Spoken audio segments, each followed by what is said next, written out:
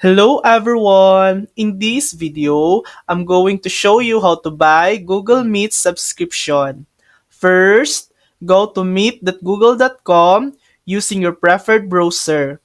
Make sure you're signed in to the correct Google account, especially important if you're managing multiple accounts. If you're not signed in, the site will prompt you. Once you're on the site and log in, you'll see the option to start trial. Click it to begin your access to premium Google Meet features.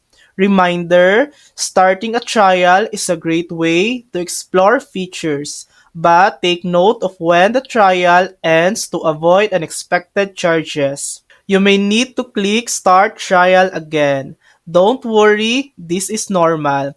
It's Google's way of confirming you're sure about beginning your subscription journey. Next, you'll see a button that says Agree and Pay. Before clicking it, double-check your payment details, review the subscription costs and terms.